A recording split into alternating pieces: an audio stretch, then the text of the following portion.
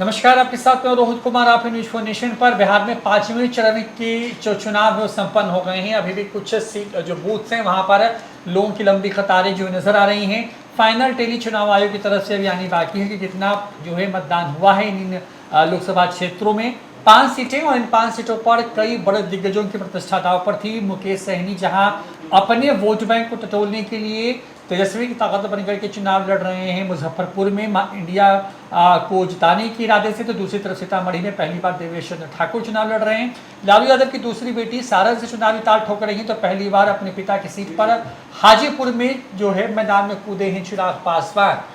ये तमाम वो सीटें हैं जिन सीटों को लेकर के हम चर्चा कर रहे हैं और आपको बताएंगे मधुबनी में क्या होगा, इस पर भी विस्तार से बात करेंगे। बता दें कि कुल 80 प्रत्याशी बिहार की इन 5 सीटों पर चुनाव लड़ रहे हैं, लेकिन मुख्य मुकाबला जो है वो इंडिया बनाम एनडीए के अंदर में है। एक एक करके तमाम सीटों के बारे में समझेंगे। चुनाव खत्म हो गया, चुनाव आयोग की तरफ से फिलहाल फाइनल टेली आने में भी वक्त है कि कितना वहाँ पे चुनाव हुआ है, लेकिन जो आंकड़े हम तक पहुँच पाए उन्हीं आंकड़ों के हिसाब से जो है हम आपको पूरी तस्वीर बताएंगे।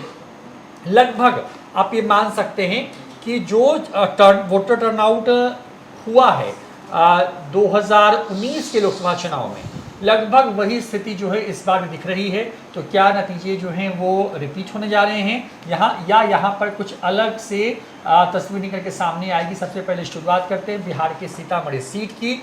सीतामढ़ी सीट की बात करें तो बिहार विधान परिषद में सभापति के तौर पर बड़े कद्दावर नेता जो हैं वो मैदान में हैं, आपको देवेश चंद्र ठाकुर, और दूसरी तरफ जो है उनके खिलाफ चुनाव लड़ रहे हैं इस बार अर्जुन राय जो कि आरजेडी से हैं। यादव बनाम ब्राह्मण की लड़ाई है इस सीट पर। पिछले बार की जो स्थिति वो बता देते हैं कि क्या है। पिछले बीते 3 चुनावों से ये सीट एनडीए के पास में है। 19 में जदयू यहाँ से जो है 2,50,539 वोट से के अंतर से जीत गई थी। सुनील पिंटू यहाँ से सांसद हुए थे। वोट शेयर जदयू को कुल जो वोटिंग हुई थी उसमें से 54.65% आया था, यानी कुल कास्ट वोट का, और आरजेडी के खाते में आया था 30.53%। और कुल वोटर टर्नआउट जो था वो करीब करीब जो है 60% के आसपास आप मानिए चलिए कितना था। जदयू ने इस बार यहाँ पे जो है एक तरीके से कहें कि अपने प्रत्याशी को बदला, देवेश चंद्र ठाकुर को उतारा है, और 19 की सभी विधानसभा सीटों में जदयू में यहाँ से बढ़त थी। ये 19 का हाल है। दिवांशु हमारे साथ में मौजूद है जो कि हम लोग दिन भर, क्योंकि जब जिस दिन चुनाव होता है तो दिन भर हम अपने रिपोर्टर्स से, वहाँ के लोगों से, जो वहाँ ग्राउंड रिपोर्टर्स हैं या जो वहाँ के जो बुद्धिजीवी वर्ग हैं, उन तमाम लोगों के जो फीडबैक हैं उसको टटोल करके एक विश्लेषण लाने की कोशिश करते हैं ताकि आपको पता चल पाए कि स्थिति क्या है वहाँ पर। सीतामढ़ी में क्या लग रहा है देवांशु, देवेश चंद्र ठाकुर या अर्जुन राय? देखिए, एक तरफ से एनडीए के उम्मीदवार हैं, जेडीयू के उम्मीदवार हैं देवेश चंद्र ठाकुर, स्थानीय स्तर पर उनकी पकड़ जो है वो काफ़ी मजबूत है। तो दूसरी तरफ से अर्जुन राय हैं, आरजेडी के उम्मीदवार, पूर्व सांसद हैं, 2009 में भी सांसद रह चुके हैं सीतामढ़ी से।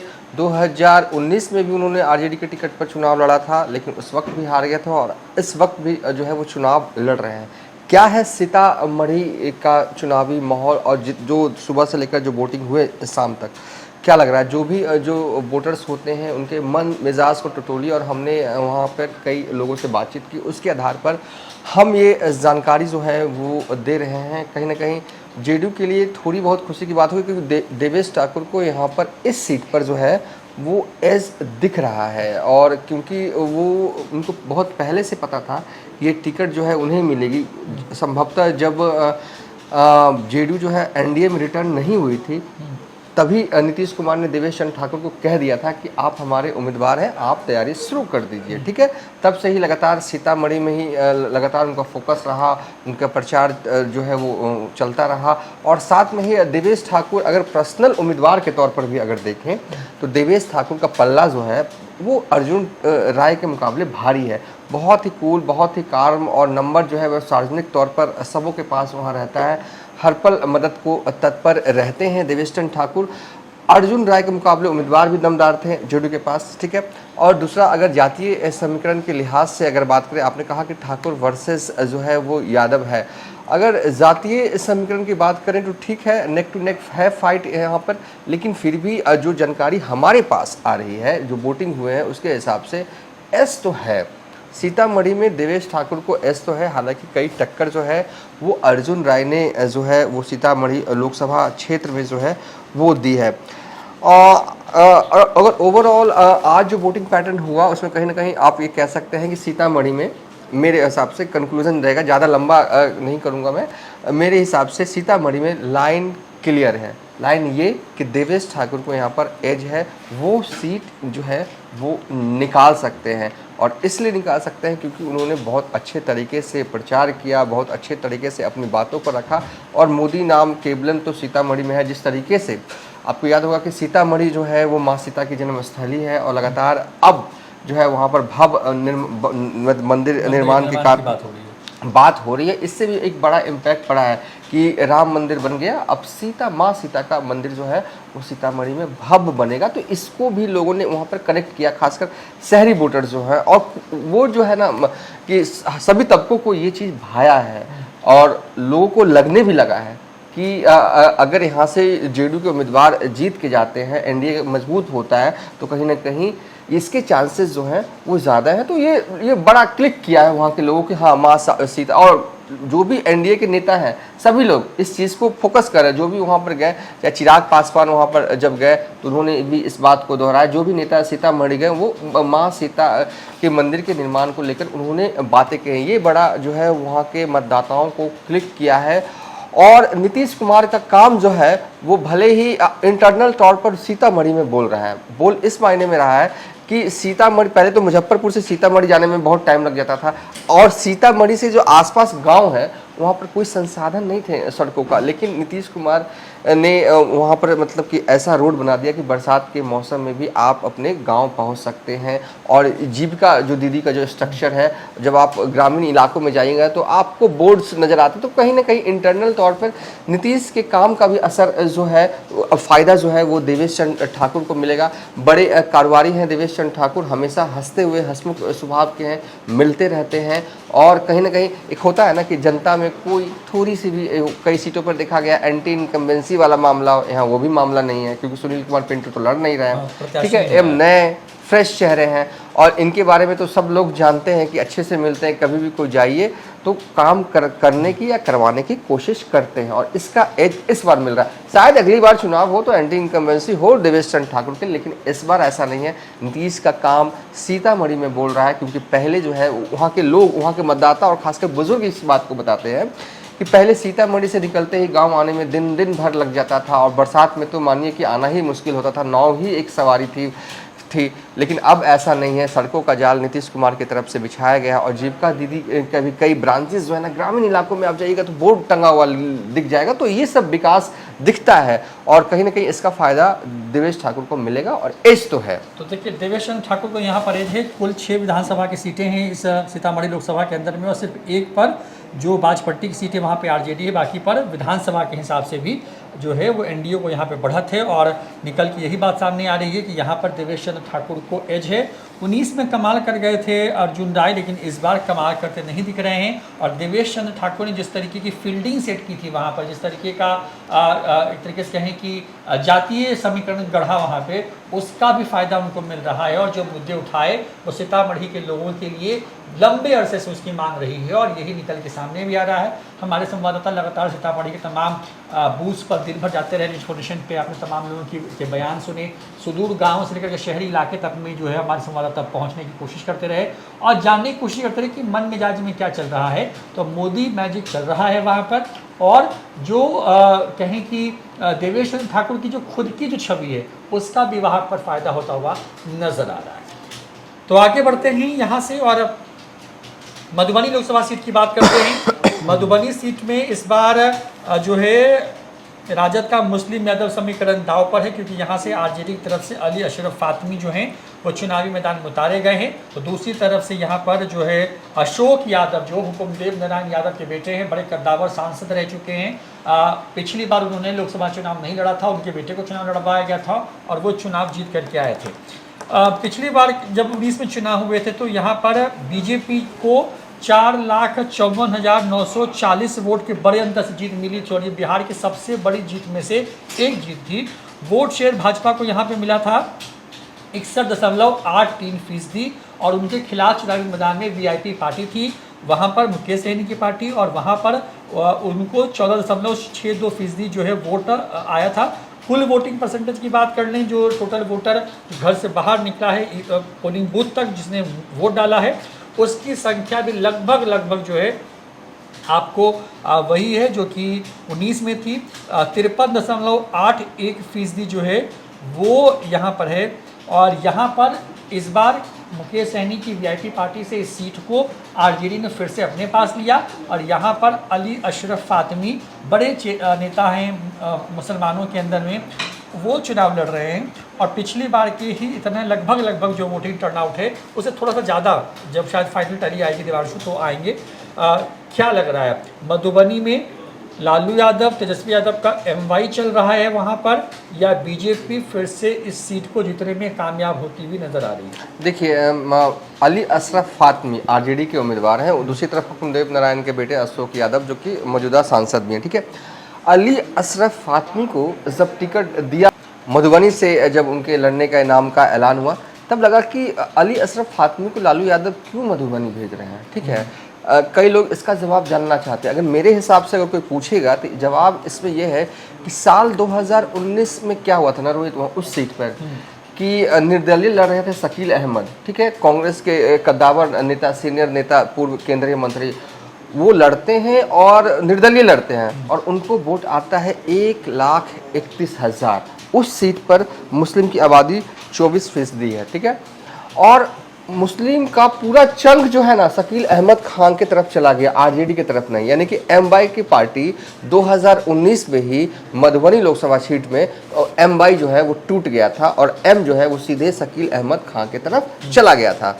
लालू यादव जरूर इस बात को समझते होंगे, जानते होंगे, इसलिए उन्होंने ये मतलब कि किया, फातमी साहब को लड़वाया, क्योंकि वो इस बात को जानते थे कि मुस्लिम जो है वो मधुबनी का एम इंटैक्ट रहता है। फातमी साहब लड़ रहे हैं और अशोक यादव बीजेपी से। अब सवाल आपका कौन जीत रहा है, कौन आ रहा है? देखिए, पिछले बार क्या हुआ था ना, पिछले बार बाई भी टूट गया था, मतलब कि यादव वोटों में भी बिखराव हो गया था साल 2019 में, क्योंकि अशोक यादव खुद यादव है, हुकुमदेव नारायण के बेटे हैं, उनका उस इलाके में पकड़ है। 2014-2009 में हुकुमदेव नारायण जो है वहाँ से सांसद रहे हैं।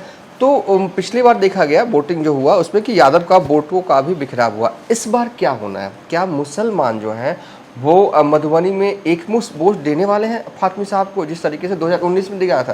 तो इस बार मुसलमानों का वोट देने के लिए एक और मुसलमान वहाँ उम्मीदवार है AIMIM के टिकट पर। कुछ भी काटे, मैं ये नहीं कर रहा हूँ कि वो लाखों में काटेंगे, मैं ये कह रहा हूँ कि जो भी कटेगा वो आरजेडी का वोट कटेगा, ठीक है। मुस्लिम को कटने के लिए मतलब वोट बैंक जो है वो बट सकता है। और यादव का वोट बैंक भी पिछली बार देखा गया कि बटा था अशोक यादव के चुनाव लड़ने से, ठीक है। तो अगर यादव भी बढ़ता है तो जो बेस पॉइंट है आरजेडी का उसमें ही बिखराव है, ठीक है।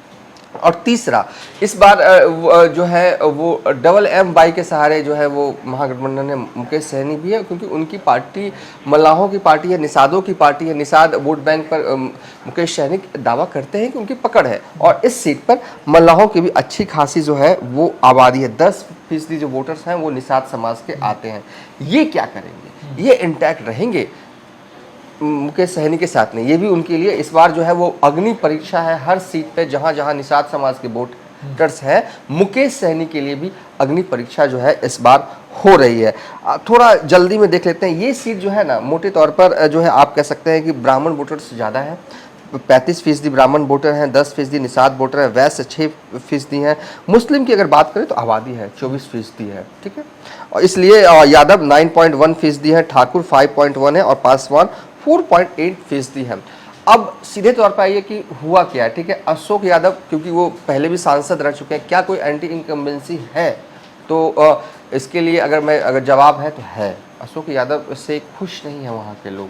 एंटी इनकम्बेंसी का सामना जो है वहाँ पर करना उनको पड़ सकता है। आज जो है वो वोटिंग हुआ है, ठीक है। लेकिन संजय यादव ने भी खूब कोशिश की है, भले ही वो बीजेपी भले ही वो संजय यादव जो कि जेडीयू के राज्यसभा सांसद, उन्होंने खूब कोशिश की है। जेडीयू के राज्यसभा सांसद संजय झा ने खूब कोशिश की है, मेहनत की है कि अशोक यादव जो है वो चुनाव जीते। होगा। एक तो जो अशोक यादव के खिलाफ एंटी इनकम्बेंसी है, ठीक है, उसे इनकार नहीं किया जा सकता। मोदी नाम केवलम के सहारे ही वो है, पूर्ण रूप से है, ठीक है। और दूसरी ओर उनके विरोधी खेमे में चले जाइए, आरजेडी खेमे में चले जाइए, तो वहाँ एम बाई मुस्लिम का वोट काटने के लिए भी है एक मुस्लिम, और यादव के वोट में 2019 में बिखराव हुआ था, तो उसमें भी शक और शुबा लग रहा है कि हो सकता है इस बार भी बिखराव हो। लेकिन आरजेडी के पास ये प्लस पॉइंट है कि इस बार निषाद का वोट बैंक उनके साथ है। हालांकि अगर पिछले बार वाला, अगर 2019 वाला आंकड़ा देखिएगा, कौन चुनाव लड़ा, कौन जीता, बद्रीनाथपुर में वीआईपी पार्टी की तरफ से उम्मीदवार है, मतलब कि आंधी की तरह उखड़ के एकदम फेंका गया, मतलब ये वाली हालत हुई थी, ठीक है। वो 2019 था, ये 24 है। मुझे लगता है यहाँ से अगर फाइनल मैं कंक्लूजन दूँ, जो हमें फीडबैक जो मिल रहे हैं, राह जो है वो किसी के लिए यहाँ से आसान नहीं होने जा रही है, न अशोक यादव के लिए और न ही अली अशरफ फातमी के लिए। हालांकि अच्छे तरीके से अली अशरफ फातमी ने चुनाव लड़ा।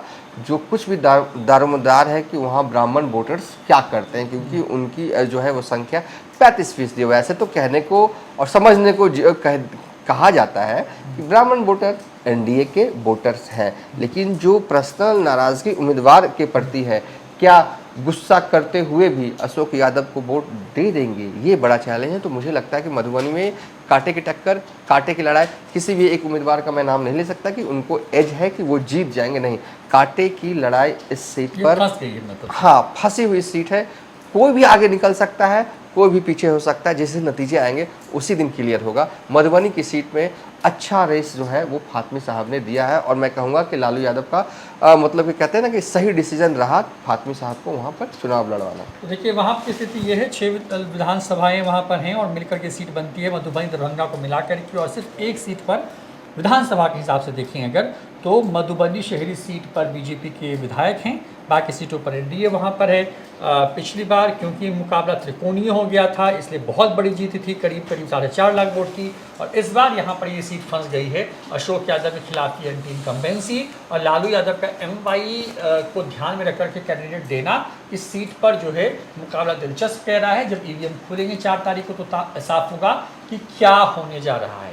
इसके आगे बढ़ते हैं, अब बात करते हैं जो है उत्तर बिहार की राजधानी, आर्थिक राजधानी कहे जाने वाले मुजफ्फरपुर की, और यहाँ पर सबसे बड़ा चुनाव कोई भी जीते, परीक्षा में बैठे हुए मुकेश सहनी यहाँ पर। वो इसलिए कह रहे हैं क्योंकि मुकेश सहनी की असली परीक्षा इसी लोकसभा के अंदर में होनी है कि वो कितना वोटर जो वोट बैंक है वो टर्न आउट कर पा रहे हैं। बड़ी बात यह है कि यहाँ पर 2 प्रत्याशी जो पिछली बार जिनके बीच में मुकाबला हुआ था, उन्हीं के बीच में इस बार भी मुकाबला हुआ है, बस दोनों की पार्टियां बदल गई हैं। अजय निषाद पिछली बार चुनाव लड़के वहां से आए थे, जीत गए थे, और इस बार अजय निषाद विरोधी खेमे यानी कि कांग्रेस के टिकट पर चुनाव लड़ रहे हैं। और जिनको चुनाव अजय निषाद ने हराया था, राजभूषण चौधरी जो कि खुद भी निषाद जाति से आते हैं, वो चुनाव लड़ रहे हैं इस बार बीजेपी के टिकट पर।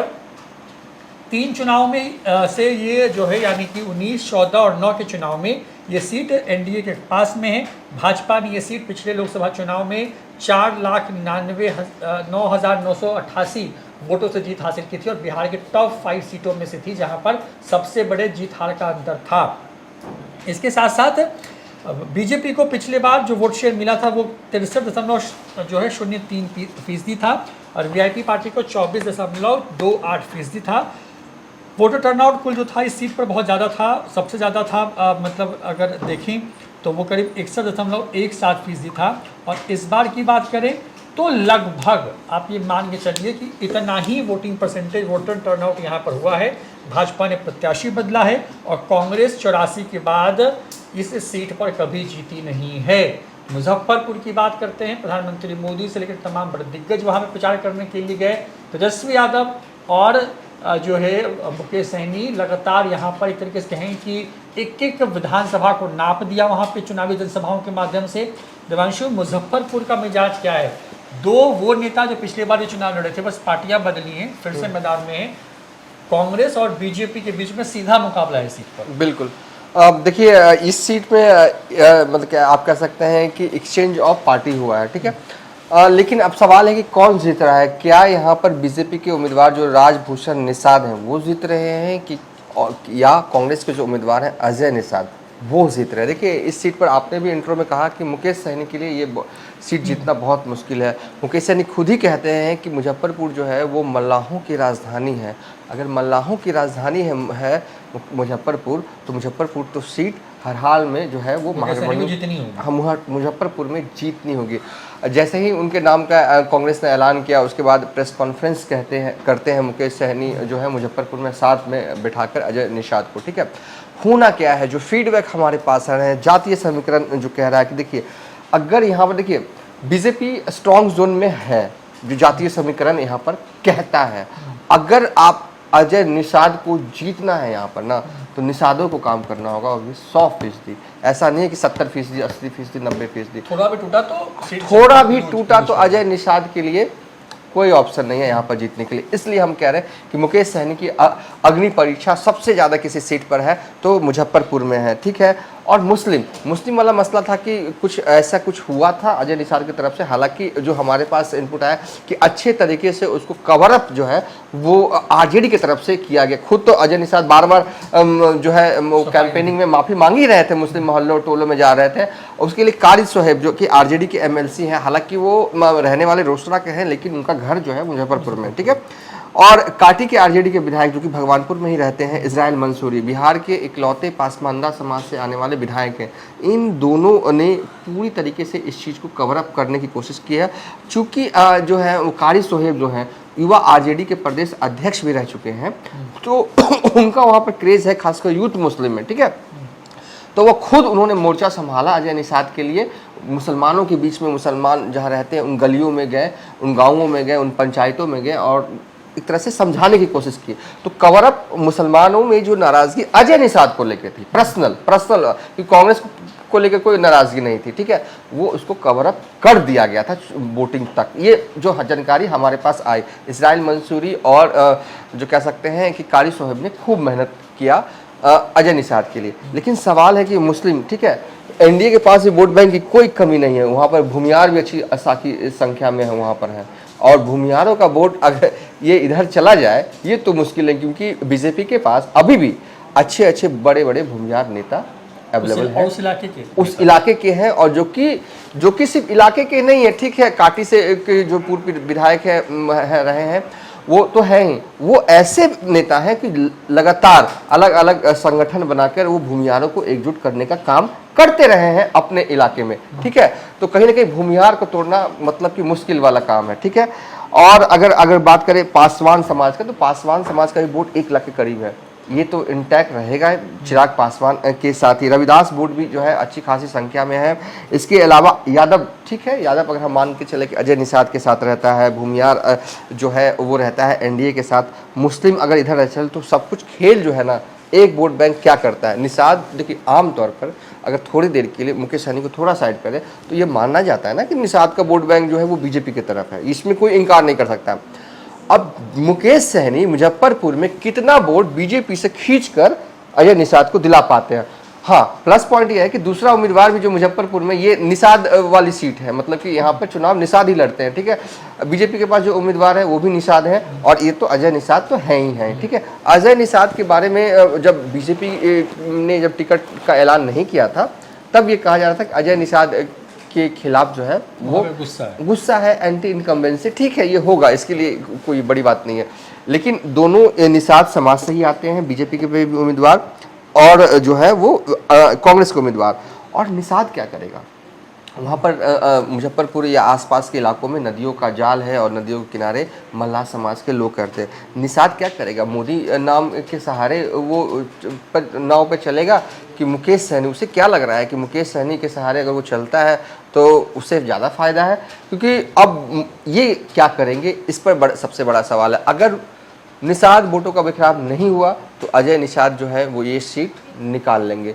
ठीक है, कोई इसमें इट बट नहीं लग रहा। अगर बिखराव हुआ तो बीजेपी के लिए, क्योंकि बीजेपी पहले से भी इस जोन में स्ट्रॉन्ग जोन में, मुजफ्फरपुर उनके लिए मतलब कि कह सकते हैं ना कि कोई ये सीट जो है एकदम आराम से निकालने वाली सीट है। इसलिए भी है क्योंकि यहाँ पर भूमियार की भी अच्छी खासी आबादी है, राजपूतों की भी जो है वो अच्छी खासी जो है आबादी है, पासवान की भी आबादी, ये सब जो चंक जो बनता है मोटे तौर पर, और खासकर वेस्ट वोटर जो कि नीतीश कुमार के जो वोटर है, पंचपूनिया कुशवाहा, ये सब वोटर मिलाकर एक ताकत, एक अच्छी खासी ताकत एनडीए के पास है। ठीक है, एम बाई कांग्रेस के पास है। तो ओवरऑल अगर मैं यहाँ से देखूं, निषादों के हाथ में गेम है, जितना मुकेश सहनी तोड़ पाएंगे उतना फायदा अजय निषाद को होगा, अगर नहीं टूटा तो फिर बीजेपी के। तो मुश्किल है। देखिए, प्रधानमंत्री मोदी भी प्रचार करने के लिए गए थे विधानसभा के हिसाब से, यहाँ पर 3-3 का फॉर्मूला चलता रहा है। वोटिंग परसेंटेज ऑलमोस्ट 19 वाला ही यहाँ पर है। अब देखना होगा जब ईवीएम खुलेगा तो क्या है, लेकिन फिलहाल जो लग रहा है कि अगर मुकेश सहनी निषाद वोटर को अपनी तरफ पूरी तरीके से एक मुश्त लाने में कामयाब होते हैं तो अजय निषाद इस सीट को निकाल पाएंगे, और अगर नहीं ला पाते हैं तो यहाँ पर नुकसान हो सकता है और ये सीट फिर से बीजेपी के खाते में जा सकती है। यहाँ से आगे बढ़ते हुए चलते हैं इसके बगल की सीट में, और ये सीट है सारण की। सारण लालू यादव 2009 के बाद फिर से एक बार वहाँ पर कैंप किए हुए हैं अपनी दूसरी बेटी रोहिणी आचार्य को जिताने के लिए। रोहिणी आचार्य वही हैं जिन्होंने लालू यादव को अपनी किडनी दे करके उनकी ज़िंदगी बचाई है। सिंगापुर में रहती हैं, सारण में लैंड हुई हैं। बीजेपी यही कहती रही पूरे प्रचार के दौरान में कि सिंगापुर से सारण लैंड करने वाली दीदी को लोग ढूंढने कहाँ जाएंगे, बाहरी बनाने की कोशिश हुई है। हालांकि लालू यादव लगातार एक किसी सीट पर जहां पर वो कैंप करते रहे, वो सीट सारण की ही है। 9 में लालू यादव जीते, 14 में राबड़ी देवी हारी यहाँ से, 19 में राजीव प्रताप रूढ़ी, 14 और 19 दोनों में चुनाव जीत करके आए। इस बार फिर से राजीव प्रताप रूढ़ी एक तरफ हैं जो कि राजपूत जाति से आते हैं, और दूसरी तरफ यहाँ पर जो है वो रोहिणी आचार्य हैं जो कि यादव जाति से आती हैं। बीते 2 चुनावों से ये सीट भाजपा के पास है। पिछले बार इस सीट पर जो है रूढ़ी ने जो है वो चंद्रिका राय को चुनाव हरवाया था, और चुनाव हराया था 1,38,429 वोट से। वोट शेयर भाजपा को उस वक्त आया था 51.29%, और आरजेडी को आया था 41.33%, तो लगभग 10% का वोट बैंक में अंतर था। टोटल जो वोटिंग टर्नआउट था इस सीट पर वो 56.6% था। रूढ़ी के मुकाबले में रोहिणी की नहीं बल्कि लालू की प्रतिष्ठा जो है इस सीट पर दाव पर है। सारण में रोहिणी जिस तरीके से कैंपेन करते रहे और जिस तरीके से साइलेंटली राजीव प्रताप रूढ़ी प्रचार कर रहे थे, इन दोनों में देवांशु क्या लग रहा है? सारण क्योंकि लालू यादव का एक दौर में गढ़ रहा है, यहाँ से लालू यादव 19 में अंतिम बार चुनाव जीत कर गए हैं, 14 में राबड़ी देवी चुनाव हार गई थी, और अब बेटी जो कि चौथी कह सकते हैं कि परिवार की चौथी सदस्य होंगी राबड़ी और लालू के बाद, जो कि राजनीति में आ गई हैं। क्या लग रहा है सारण में? सारण में यादव की संख्या जो है वो 25% है, और राजपूत की संख्या जो है वो 23%, यानी कि 2% का अंतर है। राजीव प्रताप रूढ़ी राजपूत समाज से आते हैं और रोहिणी आचार्य सबको पता है। ठीक है, अब कौन जीत रहा है? क्या यहाँ पर लड़ाई कांटे की है, या फिर इजी जो है वो राजीव प्रताप रूढ़ी जो है वो जो है वो यहाँ से जीतने वाले हैं? ठीक है, इस सीट पर 2 ही चीज़ काम करना है, 2 ही फैक्टर अगर काम करेगा तो राजीव प्रताप रूढ़ी ये सीट आसानी से निकाल लेंगे, या कि इस सीट को अपनी झोली में ले लेंगे। ठीक है, मोदी नाम केवलम प्लस कॉल सेंटर वाला सुविधा जो कि राजीव प्रताप रूढ़ी दे रहे हैं। देखिए, हर सीट पर एज एनडीए के उम्मीदवार के पास ये है कि उनके पास मोदी नाम केवलम है। ठीक है, मोदी नाम केवलम कितना काम करता है इस सीट पर, ये देखना दिलचस्प होगा। और दूसरा, जो कॉल सेंटर वाला जो व्यवस्था जो राजीव प्रताप रूढ़ी ने बनाया है, जिस किसी को भी ग्रामीण लोगों को मदद चाहिए, सरकारी मदद चाहिए, तो वो जो है उस कॉल सेंटर पर फ़ोन करता है, और मदद जितने भी हो सके एक सांसद के तौर पर जो कर सकते हैं राजीव प्रताप रूढ़ी, वो करते हैं। इस काम का कितना इम्पैक्ट इलाके में है,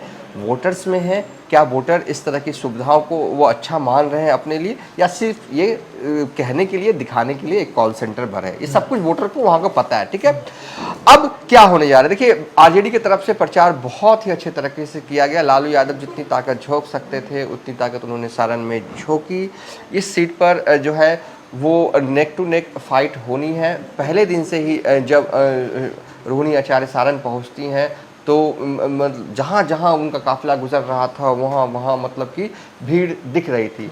हाँ, इस भीड़ के साथ आधे लोग वोटर नहीं होंगे, वो अलग बात है, लेकिन कह सकते हैं कि दोनों ही तरफ से जो है वो फाइट जो है वो होनी है, बहुत दमदार तरीके से होनी है। अगर विधानसभा 22 भी देखें तो इस सीट पर आरजेडी जो है वो कई मढ़ौरा से आरजेडी के विधायक हैं जितेंद्र राय, उसके बाद गरखा से आरजेडी के विधायक हैं सुरेंद्र राम, उसके बाद मुकेश यादव जो बाजपट्टी से जो है वो विधायक हैं। तो कुल मिला के मतलब 4 महागठबंधन और 2 हाँ 2 एनडीए, इस हिसाब से भी अगर देखें तो आरजेडी स्ट्रॉन्ग जोन में बिल्कुल है। तो सारण में मैं किसी भी एक उम्मीदवार को एज नहीं दे रहा हूं क्योंकि अच्छी फाइट जो है वो यहाँ पर हो रही है। रोहिणी आचार्य भले ही सिंगापुर से आई, चुनाव लड़ी, लेकिन उनके पीछे पूरा परिवार बैक करने के लिए था, हर तरफ से सपोर्ट प्रोवाइड करने के लिए था। और रोहिणी आचार्य खुद भी ट्विटर पर हमने देखा कि सालों से सक्रिय रही हैं, तो उनको पता है कि राजनीति कैसे की जाती है, उनको पता है कि प्रचार कैसे किया जाता है, उनको पता है कि लोगों से कनेक्ट किया कैसे जाता है। और ये सब काम रोहिणी आचार्य ने बहुत ही अच्छे तरीके से किया, क्योंकि दूसरा ओपोनेंट जो उम्मीदवार था राजीव प्रताप रूडी, जो कि बिहार में 26 साल की उम्र में पहली दफ़ा एमएलए भी बन गए थे, लंबे वक्त से सियासत भी करते आ रहे हैं, उनकी माता को उनकी पिता को हरा चुके हैं राजीव प्रताप रूडी। उस उम्मीदवार के सामने कहीं से भी कमतर नहीं लगी, कभी भी नहीं लगी। रोहिणी आचार्य अच्छे तरीके से प्रचार किया, सब कुछ किया, लेकिन कहते हैं ना कि फिर राजीव प्रताप रूडी के पास खुद के काम है। एक होता है ना कि एंटी इनकम्बेंसी है क्या राजीव प्रताप रूडी के, तो मैं कहूँगा हल्का फुल्का, क्योंकि लंबे वक्त से वहाँ से है, हल्का फुल्का कहीं होगा इक्का दुक्का, लेकिन एंटी इनकम्बेंसी अगर मोटे तौर पर देखा जाए तो राजीव प्रताप रूडी के लिए भी नहीं था। ठीक है, क्योंकि उन्होंने अपने काम के बलबूते वो यहाँ से ठीक है मोदी के नाम पे पिछले बार भी जीते, उसके पिछले बार भी जीते, ठीक है, लेकिन अब वो खुद काम करने वाले सांसद के तौर पर है बीजेपी के। ठीक है, तो मैं कहूँगा कांटे की लड़ाई है, कोई भी जीते वोट का मार्जिन जो है वो बहुत ही कम अंतर से ही जीतेगा, ये मुझे यहाँ से दिख रहा है। तो यहाँ से एक लाइन में कहना कि रोहिणी आचार्य जीत रही है, सिंपल नहीं। ये भी कह देना कि राजीव प्रताप रूडी जीत जाएंगे इस सीट पर, ये भी नहीं। कांटे की लड़ाई इस सीट पर जो है वो लालू प्रसाद यादव देने में सफल जो है, मुझे जो अब तक जो फीडबैक वहाँ से आ रहा है उसके हिसाब से। अब कल तक का वेट करते हैं, कुछ और फीडबैक से आ जाए, क्योंकि अभी भी जो है वो वोटिंग आखिरी दौर में है। तो 19 के चुनाव को अगर छोड़ दें तो इस सीट पर 2009 में बहुत नेक टू नेक मुकाबला था। लालू यादव जो है महज 51,000 वोट से ये लोकसभा सीट जीत पाए थे। राबड़ी देवी को राजीव प्रताप रूडी ने 14 में इसी सीट पर सिर्फ 40,000 वोटों से चुनाव हरवाया था।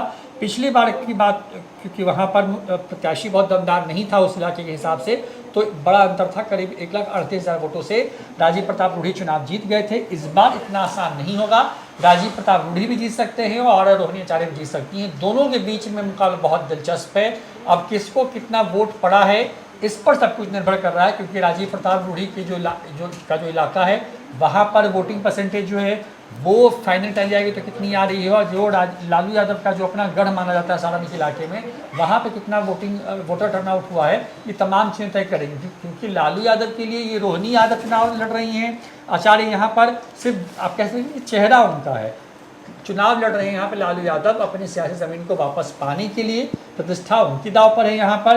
लिहाजा चाहे वो तेजस्वी यादव हो, लालू यादव हो, राबड़ी देवी हो, मीसा भारती हो, तेज प्रताप यादव हो, तमाम लोगों ने इस पूरे इलाके को एक तरीके से कहे कि नाप दिया, वहाँ पर लगातार कैंप करते नजर आए। और बड़ी बात यह है कि यहाँ पर जीतता कौन है ये बहुत साफ नहीं हो रही है तस्वीर, और ये सीट फिलहाल फंसती हुई नजर आ रही है।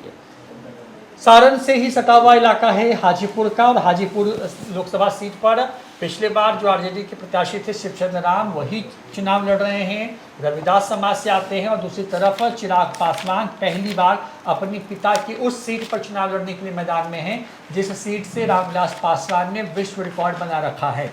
2024 के चुनाव में नतीजे क्या आएंगे ये 4 जून को पता चलेगा, लेकिन 19 में हुआ क्या था, यहाँ पर ये सीट लोजपा जो है 2,05,400 जो है 49 वोट से ये जीत गई थी। और यहाँ पर लोजपा को कुल वोट शेयर जो आया था वो करीब 53.76% था, जबकि आरजेडी को यहाँ पर 33.36% जो है वो वोट आए थे।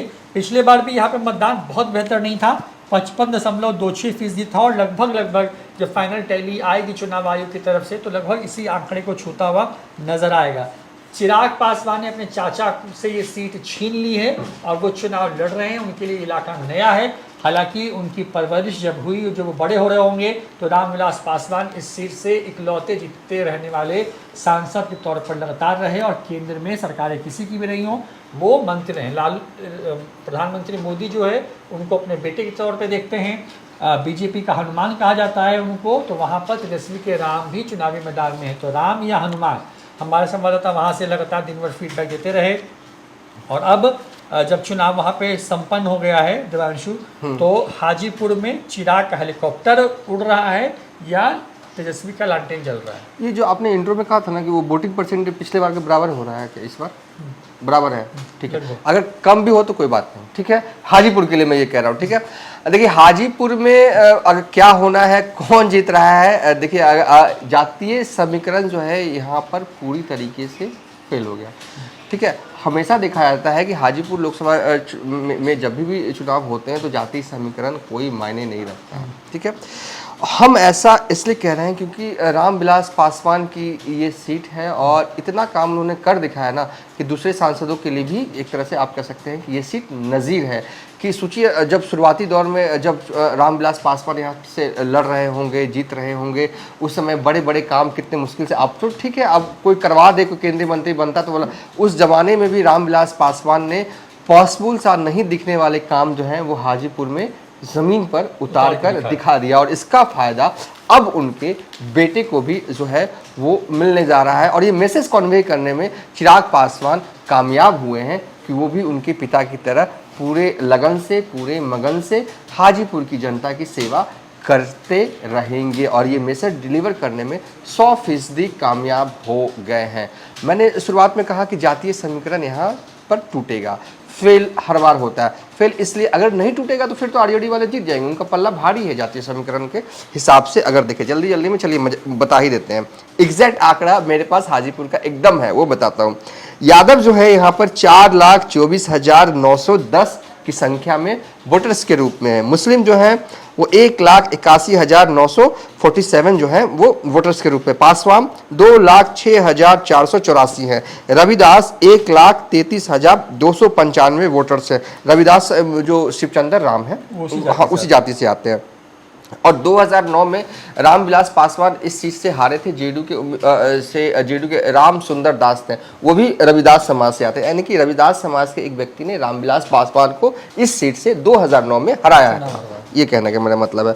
बनिया 60,000 वोटर है। भूमियार 94,086 वोटर्स है। राजपूत 1,11,261 वोटर है। अगर ओवरऑल अगर हम जाति को अगर देखें तो चिराग के पक्ष में थोड़ा कम होता है। और वैसे भी विधानसभा वाइज भी देखें तो ये तो जो ज़्यादा कब्जा जो है ना आपको दिखेगा कि तेजस्वी यादव की पार्टी का हाजीपुर लोकसभा क्षेत्र में है। यानी कि 2020 में जो आरजेडी का परफॉर्मेंस था हाजीपुर लोकसभा क्षेत्र के अंतर्गत आने वाले विधानसभा का जो है वो बढ़िया है। हम चाहेंगे कि रोहित जी वो सीट का नाम भी ले लेंगे और कौन कौन से सीट पे हाजीपुर है वो बता दीजिए रोहित जी।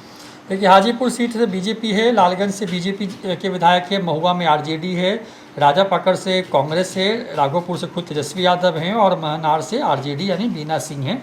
तो वहाँ पर जो है कुल अगर देखें तो 6 में से 4-2 है और तेजस्वी यादव की सीट इस इलाके में है।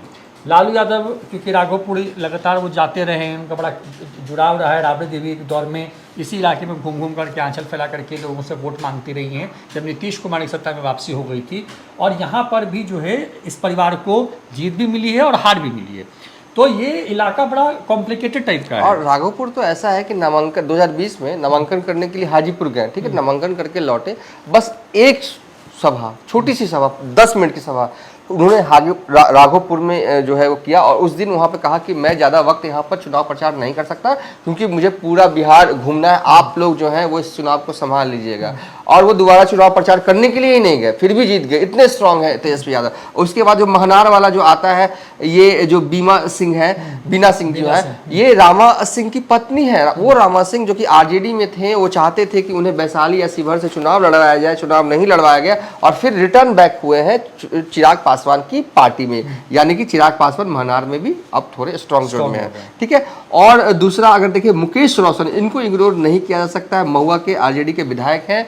शिवचंद्र राम जहां भी गए प्रचार करने के लिए बगल में मुकेश रोशन जो है वो नजर आए। और इसके मायने एकदम क्लियर थे कि मुकेश रोशन भले ही चुनाव वो लड़ रहे हैं, लेकिन मुकेश रोशन फेस के तौर पर जो है वो है, और तेजस्वी यादव के करीबी नेताओं में से मुकेश रोशन है।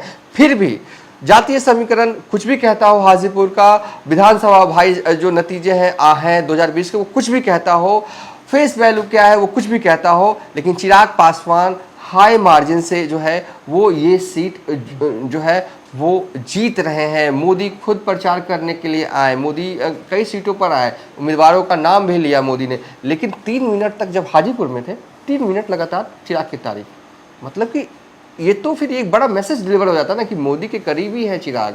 अगर ये सांसद बनते हैं, मंत्री बनना तय है, मंत्री तो बनना ही तय है, और विकास कार्य जो है स्पेशल विकास कार्य वो हाजीपुर में दिखेगा। हो सकता है कोई फैक्ट्री आ जाए, हो सकता है कोई कुछ बड़ा खुल जाए, तो इसे, और क्योंकि अब तक रामविलास पासवान तो यही तो करते आए हैं हाजीपुर में। उन्होंने किया क्या, इंडस्ट्रियल एरिया बन गया, कई कंपनियों की फैक्ट्रीज जो है वो हाजीपुर में मतलब अभी भी हैं, इंडस्ट्रियल एरिया में, हाँ इंडस्ट्रियल एरिया में है। तो हो सकता है एक और आ जाए तो क्या घाटा है, और फायदा ही है, उसमें 500 ही लोग काम करेंगे, भले ही मजदूरी करेंगे, लेकिन वो वहाँ के लोगों को ही फायदा पड़ेगा। तो लोग उस मैसेज जो डिलीवर पीएम मोदी ने किया वो सीधा लोगों तक गया है। और भले ही शिवचंद्र राम है, उन्होंने कोशिश बहुत अच्छे से किया, प्रचार बहुत अच्छे से किया, यहाँ तक कि चिराग पासवान तो ठीक से प्रचार भी नहीं कर पाए, मैं तो यहाँ तक कहूँगा, क्योंकि उनको पूरा बिहार घूमना था और हर नेता की, हर उम्मीदवार की 40 सीट पर डिमांड होती थी कि चिराग पासवान उनके लिए आए, क्योंकि कुछ ना कुछ वोट जो है वो पासवान का हर लोकसभा क्षेत्र में है, और हर लोग जानते हैं कि चिराग पासवान गए तो पासवान और इंटैक्ट होगा। ठीक है, क्यों तोड़ना इस वोट बैंक को। तो हर उम्मीदवार की तरफ से, एनडीए के उम्मीदवार की तरफ से डिमांड रही कि चिराग पासवान उनके क्षेत्र में आए, प्रचार करें। एक बार क्या, 2 बार 3 बार बुलावा गया, लेकिन चिराग पासवान ऐसे हैं कि खुद ललन सिंह के लिए भी रोड शो तक उन्होंने पूरा लंबा रोड शो किया, खुद अपनी सीट पर उतना टाइम नहीं निकाल पाए जितना वो निकाल सकते थे। उनके लिए एनडीए के उम्मीदवार को जितवाना ज़्यादा जरूरी लगा, और शायद क्योंकि उनको ऐसा लगा होगा कि इस सीट से वो जीत जाएंगे, पार्टी के वर्कर्स भी हैं, पार्टी के उम्मीदवार भी हैं, और लोग जो उनको फीडबैक मिल रहा होगा यही मिल रहा होगा कि कम भी रहेंगे। तो क्योंकि नामांकन वाले दिन भव्य कार्यक्रम हाजीपुर में रखा गया, पीएम मोदी जिस दिन आए उस दिन जो है वो बड़ा कार्यक्रम था हाजीपुर, बिल्कुल। और रोड शो लालगंज मंगल वाले इलाके में 1-2 रोड शो भी चिराग पासवान ने किया। इसके अलावा ज़्यादा कुछ अपने लिए प्रचार नहीं कर पाए चिराग, लेकिन फिर भी जनता जो मैसेज पीएम मोदी ने डिलीवर कर दिया, जो रामविलास पासवान का काम है जो है वो जो है हाजीपुर में सबको दिखता है, तो कहीं ना कहीं बड़ा एज है, बड़ा फायदा है। अगर मैं कहूं कि बिहार में अगर मतलब हाई मार्जिन से जीतने वाले सांसद होंगे तो वो हो सकते हैं चिराग पासवान भी हो जाए, कोई बड़ी बात नहीं है यहाँ से। देखिए 24 सीटों पर चुनाव जो है वो संपन्न हो गए हैं, और आज की 5 सीटें जो कि 5वें चरण के तहत थी उसका विश्लेषण लेकर के आए। चिराग पासवान हाजीपुर सीट को जीतते हुए नजर आ रहे हैं। बड़ी बात यह है कि 5 संसदीय क्षेत्रों में कुल 30 विधानसभाएं हैं, और यहाँ पर 13 भाजपा, 4 जदयू, 11 आरजेडी और 2 कांग्रेस के विधायक हैं इस पूरे इलाके में। सीतामढ़ी पर जो है वो जदयू को एज नजर आ रहा है, जबकि मधुबनी में मामला फंसता हुआ नजर आ रहा है और बीजेपी और आरजेडी के बीच में। दूसरी तरफ सारण में भी लड़ाई कुछ ऐसी ही है। मुजफ्फरपुर में निषाद कितना टूटते हैं उस पर सब कुछ निर्भर करता है, और हाजीपुर में जो है चिराग पासवान जीतते नजर आ रहे हैं। ये पूरा विश्लेषण है। आज के चुनाव के बाद फाइनल टैली आएगी, उसके बाद हम फिर से इन 5 सीटों का विश्लेषण आप तक पहुंचाएंगे कि एग्जैक्ट क्या कुछ वहाँ पर हुआ है। लेकिन फिलहाल यही है कि ये जो 5वां चरण है वो बहुत दिलचस्प हुआ है, और यहाँ पे मुकाबला जो है वो कांटे का है दोनों तरफ से, चाहे वो एनडीए हो या फिर वो इंडिया ब्लॉक हो। फिलहाल इतना ही। नमस्कार।